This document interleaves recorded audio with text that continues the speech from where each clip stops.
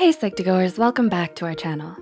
Your ongoing support is what helps us make psychology and mental health more accessible to everyone, and we wanna thank you for that. So thank you. Now, let's continue.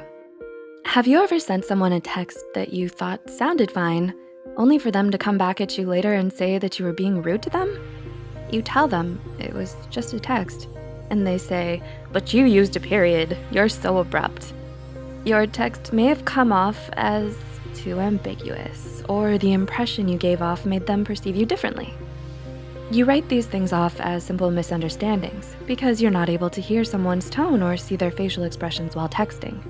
But what if the way you text does reflect your personality? If you text often, you most likely have a texting style. So here are 5 texting styles that can tell you a lot about your personality. You might also have a blend of different ones that mean different things. Number 1, emoji texts. Do you always use emojis when you're texting? You're most likely someone who is open to showing your emotions and is truthful. You want others to know how you're feeling when you're using a message. There's no ambiguity here. To make sure the other person doesn't get the wrong idea about your messages, you make sure to express the tone of messages with an emoji every now and then. According to a study from researchers Amanda N. Gesselman, Vivian P. Ta, and Justin R. Garcia, emojis can be often used as effective signals in modern social communication.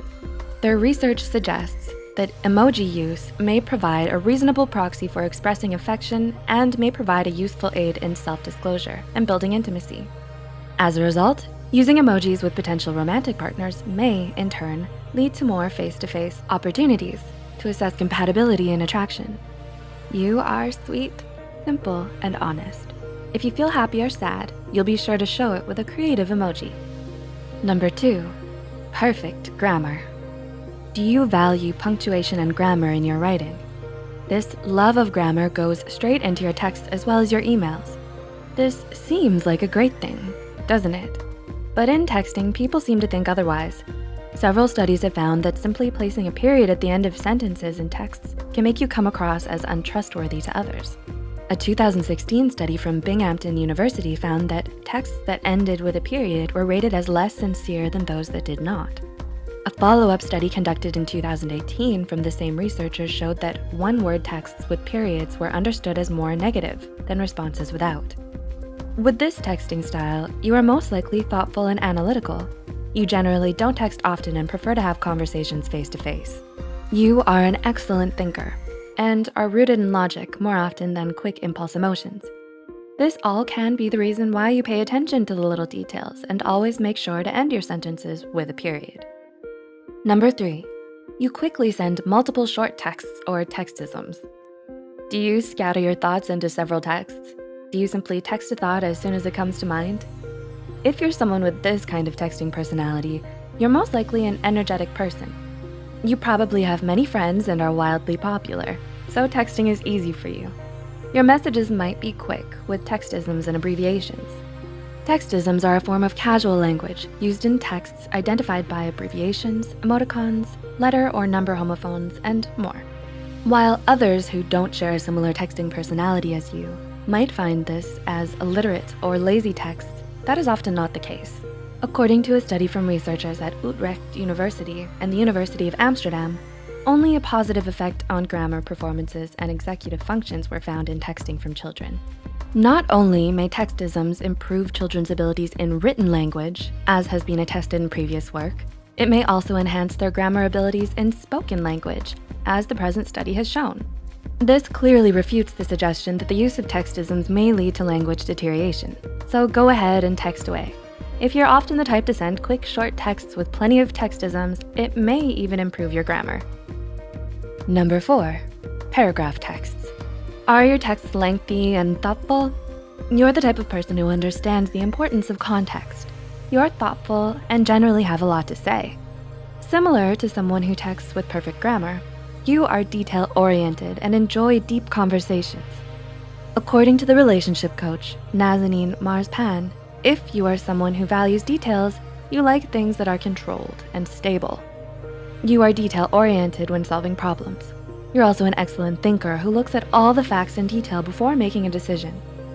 You don't happen to be so assertive in your text messages because you aren't that assertive with your emotions. Number 5, one-word responses. If you like to respond in one-word texts, like a quick "good" or the notorious "K," then you most likely have a more reserved personality and aren't as open with your true thoughts and feelings. You may be the busy type who doesn't have a lot of time to respond. You may be the more introverted as well and enjoy spending a good amount of time alone rather than socializing. Because you are not as open with your emotions in text, you may not care how lengthy your response is. This won't faze you though. You like to spend more time in the present, socializing face-to-face anyway. You are independent, sensitive, and often think logically about your situations. But be careful. If you're texting someone with a different text personality, they may view your short texts as negative. As research from Binghamton University found that one-word texts with periods were understood as more negative than responses without. Bonus point. Did you know that if you and your friends may have a different texting style, they may not understand exactly what tone you mean to apply to your text? A study where people were surveyed on their romantic partner found that if you have a similar texting style to your romantic interest, you'll have a more satisfactory relationship. It doesn't mean your partner needs to text you more. It simply means you need to have a similar texting personality.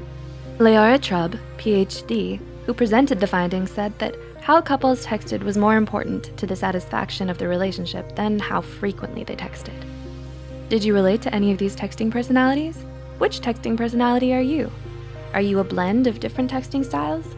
It's important to note that everyone has different ways of texting in different situations. Everyone texts their colleagues in a different style from their family, and their family differently than their friends. If you ever think someone may have left you an ambiguous or rude text, it's better to just ask them in person what they meant or what they were feeling. Please like and share this video if it helped you, and you think it could help someone else too. The studies and references used are listed in the description below. Don't forget to hit the subscribe button and notification bell icon for more Psych2Go videos.